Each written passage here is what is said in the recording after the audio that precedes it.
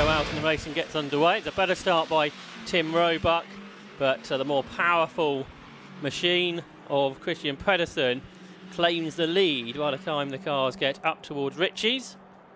Pedersen was quick in qualifying. He did a 2 minutes 30, which was best part of 9 seconds quicker than the rest.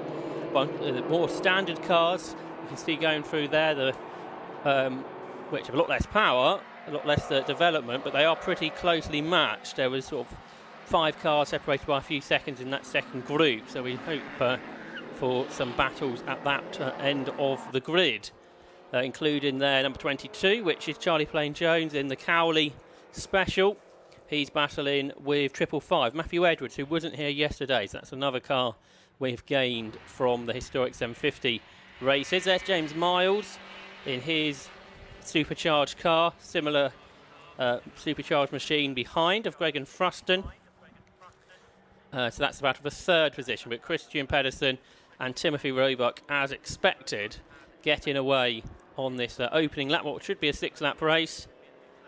And a few battles and a spin, I think, there. We look like Matthew Edwards, if we go back to that previous shot, may have had a rotation. It was only very sideways as he went through Agostini, but there he is, yeah, he has rotated. Novice driver Matthew Edwards in the Austin 7 rag. He gets back going, but it's Christian Pedersen that leads the way, Marcus, in probably the ultimate Austin 7. It's a super quick car. Yeah, that's right, and he was on pole by a huge amount, wasn't he, this morning, about 9 seconds, I think. So Christian Pedersen, the Midlands-based Dane, in that very quick car that he's developed. It's quick, but it has been recalcitrant over many years. It's kind of right on the edge, so hopefully they've backed it off a little bit, and it's brilliant. So these monoposto Austin 7s are the type that was raced back in the pre-war era, and Christian is super quick. He's been racing this car for a while now, I think. Donkey's years. Yeah. It's a supercharged 750cc engine, and he just loves driving it. I was saying earlier, this is sort of what started 750 Motor Club, the Austin 7. The club's gone a long way since then. Yes, 1939 was not a really good year in which to start a sort of a racing club, but of course it was from the Austin 7 that the 750 formula was derived, first run in 1950, and Christian Pedersen storms through. It's got a little fluffy top end misfire, as you can hear as he goes through. Chasing him, of course, is Tim Roebuck in the car, developed by Lotus Formula 1 racer John Miles. And then there's, talking of Miles, that's James Miles, who's in 3rd place, Greg and Fruston in 4th, both in supercharged cars. Charlie Plain-Jones is next in the Cowley Austin 7.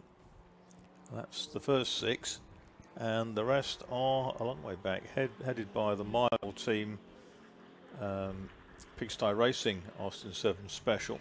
It's Ben Mile driving it today. Dad Tim drove it yesterday. And here come 2 more monos. Marsh has gone through. That's Matthew Edwards and Clive Neal in their monoposto cars. I don't think Thomas Emden took the start, so he had 10 in the end. He was in the pits at the end of the qualifying session. That's 555 Matthew Edwards. Kind of UDT laced or green colour. Ahead of him Peter Marsh in the Greased Weasel, as it's known, car that won yesterday's handicap race.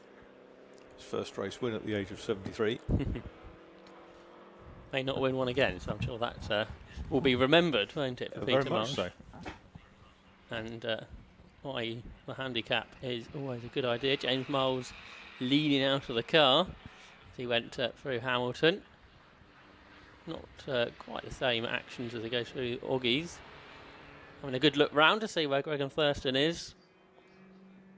Where Greg and Fruston is in 4th position in the Super Accessories Austin 7. There he is, number 1. Getting a bit closer to James Miles, perhaps. James Miles from West Sussex, there in 3rd place. Raced with the Vintage Sports Car Club for a while, and with 750 Motor Club. This is a 1936 Austin 7 Monoposto. which he built in the last decade. And it's got a 750 side valve supercharged engine. Thruston's coming up behind him in his mirrors, if he's got any. Little tiny ones on the side of the cockpit.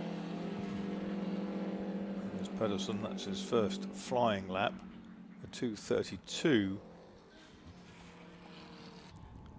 So a pretty quick time, isn't it? A couple of seconds off his quali time, but I think as quick as anyone really went yesterday in the historic 750 races. They're side by side coming down to Murray's, and Greg Fruston got very sideways as he turned the car into Murray's, and that he came right out of the attack mode really to make sure he didn't have a spin. He was going well in the handicap yesterday, and the car broke at the last corner, didn't it? Yeah, that's right. So he saved himself from a spin there, but he has lost some time to James Miles. Yeah, he was on that wider line coming in, looking for a bit of a cutback. Was going a bit too quickly to actually turn across towards the apex. Yeah, Fruston lapping about 4 seconds quicker than he did in qualifying this morning, and that has allowed him to be ahead of Richard Verheyden, which he wasn't this morning. And Richard Verheyden is the first of the non-supercharged cars in fifth, who is 5 seconds ahead of Charlie Plain-Jones. We're watching the car that had the spin on the first lap, Matthew Edwards, turning through Coram. Another of these single-seater Austin 7s. I guess these single-seater cars would have raced at Brookland, some of them in period. Absolutely, and there's even a sort of series been run for 7s over the years for the Burt Hadley Memorial Trophy. Yeah. Obviously, Brookland's a totally different circuit to anything anyone would recognise nowadays. That's right. The world's first purpose-built race circuit at Weybridge in Surrey. I did get to visit it over the winter. First time I'd been there. Had a good to see what the history built by is. Hugh Locke King in the first decade of the last century. And that amazing outer speed bowl. It covers such a big distance as well, doesn't it? Which some of it now has a house and estate on, and a supermarket, I think. But some of it's still there, which you can you can see. And there's quite a few pre-war racing cars on display, including the Napier Railton, which set the record there. It's an extraordinary 140 odd miles an hour. Have you ever had a go in a pre-war car? Or I've raced a pre-war car at Talbot, but nothing sort of really huge big bangerish. You're quite glad about that? No, I loved it. Yeah. It was great fun. Is it, when you drive these cars, obviously no seatbelt, does that put you off at all, or? Really fast where there's no sensors, no feeling. It's fine. No, it was good fun to do, and what was more interesting was the pre-selector gearbox, where you actually move the gear quadrant to the next gear you want, up or down. When you actually want it, you just tap what is effectively a clutch pedal, and it changes gear very rapidly for you. So managed to finish third in a big race at Silverstone, BRDC 500 reenactment, with Josh Sadler, the Porsche man, who's got more experience in that sort of car than I have. Obviously, you've raced a range of cars. Sort of, what's your best memory of racing, Marcus? There's so many on the list that there's overtaking here. So many on the list that it's horses for courses. I mean, there are some cars which are great in some circumstances and not so good in others. But I mean, for me, I suppose racing at Spa in 1991, my favourite circuit, in a Chevron B8, my favourite car, was just very, very special. But there have been many, and I've enjoyed racing with the 750 Club in a kit car race at Silverstone years back. I've enjoyed Formula 3 cars, Formula 5000 cars, Formula 2 cars, and to have actually co-owned one or two really fabulous cars has been very special down the years. For someone who was just an enthusiast as a lad, and I went to Marshall, then went to do journalism, and developed into commentary as well. So it's so much more than the hobby for me. It's great to have someone that's done sort of everything be able to be with us and have somebody like you being such a good supporter of the 750 Motor Club. We are on lap 4 of the race. Christian Pedersen now leads by 20 seconds over Tim Roebuck. James Miles is still third. Greg Fruston has not come through at the end of the 4th lap. So we had that moment, and he's had that problem yesterday as well. So Richard Verheyden is 4th now in the best of the non. Here's Gregan Thruston in the pits. Okay, so that's well, he's got 2. There he is. You can see going back to the paddock. So a shame there for Gregan, a long-standing 750 Motor Club competitor. So Richard Verheyden and Charlie Plain-Jones, the 2 best non-supercharged cars, have done identical lap times for the 100th of a second. They've both done a 2 minutes 55.44 in number 6 and 22. They are, 5 seconds apart, but you don't see that very often, do you? No, exactly. Ben Mile is 6th, who we are watching now. So he raced the historic 750 car yesterday The Gerald, that's right.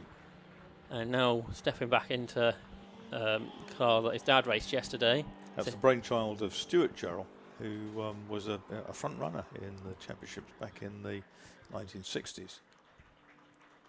And that is the great thing about the 750 Motor Club, isn't it? Is that the history that dates back, and the club keep the history going with races like this. Although there are new parts of the club nowadays with the saloon car racing. Peter Marshall's come in as well. Yesterday's handicap winner. I wonder if 3 races for some of these cars over a weekend is a little bit more than they can handle. Because traditionally, most events until quite recently were just single headers. You wouldn't do more than 1 race. Yes. And probably shorter races as well in some cases. Sort of round somewhere like Brands Hatch, a short circuit, 10 laps would be the most you would have got until quite recently. Yeah, absolutely. But the current trend for kind of multiple races does take its toll on cars, particularly the older ones. Did they do longer races like on the Silverstone Grand Prix circuit?